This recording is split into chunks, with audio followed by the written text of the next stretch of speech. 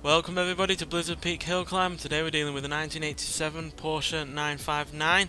Now this has a 1,441 horsepower, 1,347 pounds-feet of torque from a 4.6 litre twin turbocharged hybrid V8. Yes, we've got the engine from the 918 Spyder in this car, and the car itself weighs 2,619 pounds. It's got all-wheel drive, snow tyres and off-road suspension. It can do 0 to 60 in 3.313 seconds, 0 to 105.513 seconds, and going to a top speed of 265 miles an hour. So yeah, we've got the engine from the 918 Spyder.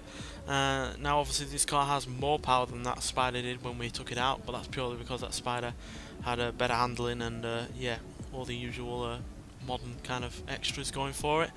But yeah, this obviously does have more power. I think it weighs less as well, not quite sure. Yeah, a lot more less, more than £1,000 less as well. So yeah, this has less weight, more power on its side, but it is a 30-year-old design, even though it was a bit revolutionary for its time. So yeah, it's going to be an interesting one to see how it'll do, and it'll also be interesting to see how it'll do compared to its Ferrari rival, the F40, because that also came out in 1987. That is actually in a decent position at the moment. I think it's in 8th place, and yeah, it's the second oldest car in the top 10. So yeah, it's going to be an interesting one this, so let's see what it can do.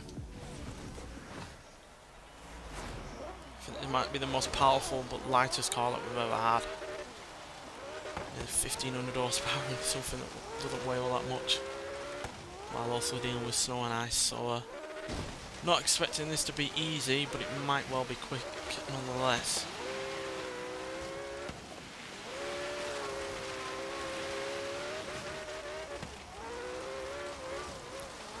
Cool if you could beat the 918.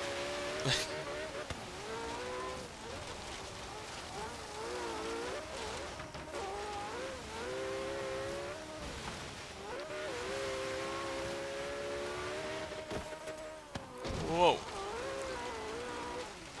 Didn't really plan on going for a tree there, but needs must.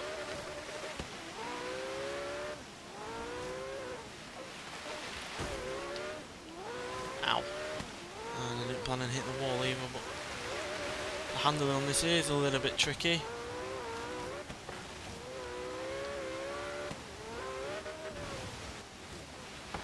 And it's ballistic in terms of speed. Completely lost front and grip then when we lifted up off the ground.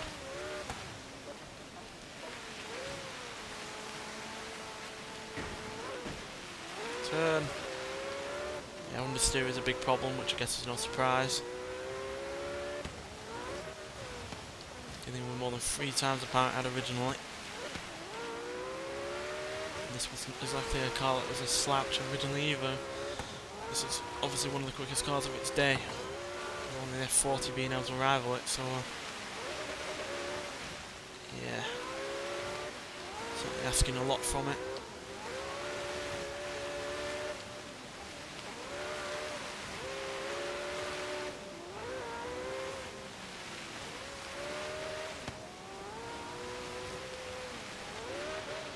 Oh dear, I think we're going to be slower than the F40. We just do not have the handling to manage this power. Yeah, we are.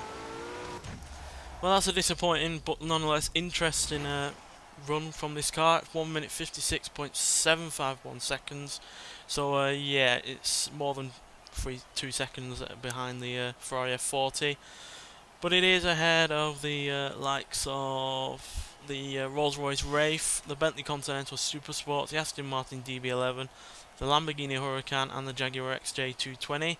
But yeah, it is quite a way behind the. Oh, it's actually ahead of the Ferrari F12tdf as well, which is obviously a good modern car. And yeah, I misread the time. The Porsche Panamera Turbo and the Dodge Charger SRT Hellcat. But it is slightly behind the Alfa Romeo 4C, the Audi R8 V10, and the Ferrari LaFerrari. But considering everything this car was dealing with, a huge amount of power, like I said, more than 3 times the power it had originally.